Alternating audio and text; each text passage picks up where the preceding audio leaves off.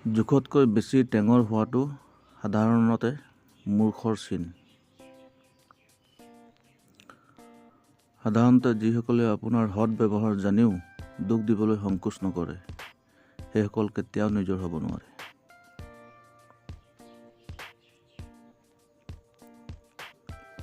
সাধাৰণতে সম্পৰ্ক ভাঙে তেতিয়া, যেতিয়া জোখতকৈ বেছি গুৰুত্ববোৰ সন্মুখৰজনক বুজা যেন লাগিব ধৰে।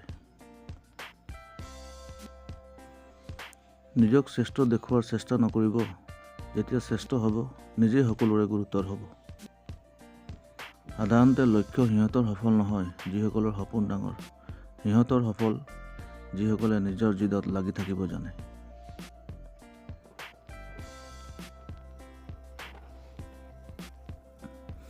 যিসকলে সঁচা কোৱাৰ ক্ষমতা ৰাখে, চাবচোন তেওঁলোকে অৱহেলাৰ সন্মুখীন হ'বলগীয়া হয়। সংসাৰত আহিছে যেতিয়া অলপ কৌশলো শিকি ল'ব। শত্ৰুৰ পৰা ইমান চিন্তা নাই, কিছুমান নিজৰ লোকৰ পৰা বাচি থাকিব।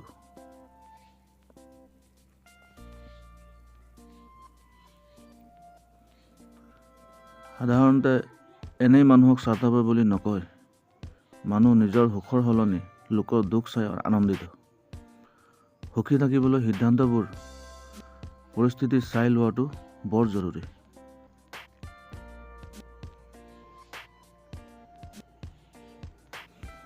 সাধাৰণতে কাৰো সলনি হোৱাৰ কোনো দুখ নাই, যদিও কোনোবা আছিল যাৰ পৰা এইটো ভবা নাছিলোঁ।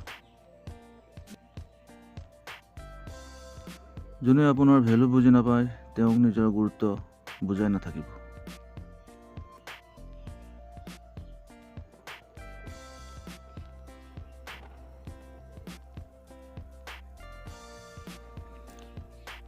সাধাৰণতে দূৰত্ব বজাই ভাল পাওঁ সেইসকলৰ পৰা যিসকলে লগত থাকিও লগত নাই। নিজৰ কোননো, দেখিছোঁ সকলোৱে নিজৰ টাইম পাছৰ কাৰণে সম্পৰ্কবোৰ বনায়।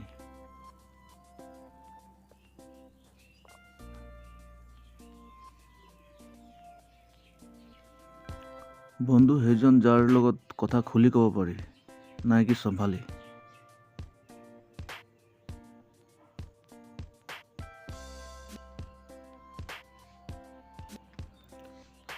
সাধাৰণতে টাইম পাৰ হৈ থাকিব, বেয়া হ'লে ধৈৰ্য ধৰক, ভাল হ'লে ধন্যবাদ কৰক।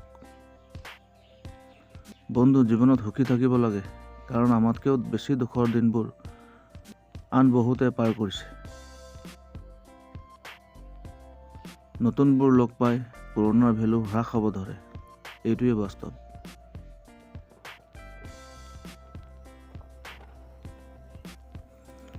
সাধাৰণতে জীৱনৰ অপমানবোৰ, বেয়া সময়বোৰ পাৰ নকৰাকৈ কোনোবা সফল হৈছেনে?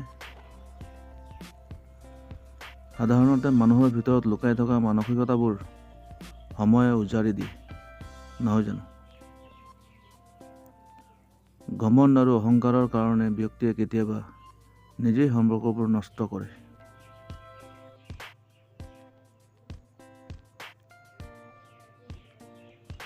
সাধাৰণতে স্বাৰ্থৰ সম্পৰ্কবোৰ যিমান সোনকালে বনে সিমান সোনকালে ভাঙেও।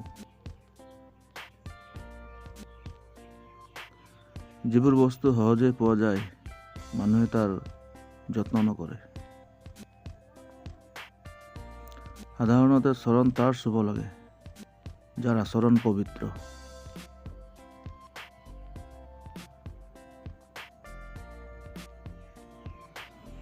সাধাৰণতে মানুহ লগটো পায় অজানিত, যদিও আঁতৰে কিন্তু নিজৰ ইচ্ছাৰে।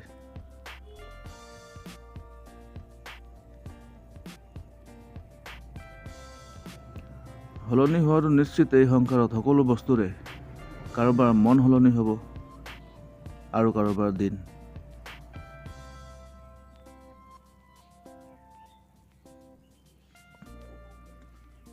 সাধাৰণতে বিশ্বাস জিকিবলৈ সময় লাগে, ভাঙিবলৈ নালাগে।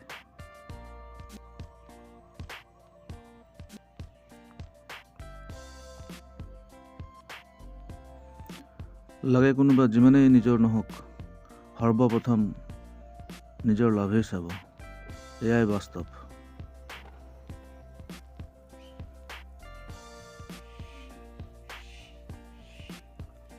যদি বেলেগক নিজৰ জীৱনত প্ৰয়োজনতকৈ বেছি মূল্য দিব তেন্তে তেওঁলোকৰ জীৱনত নিজে সস্তীয়া হ'ব।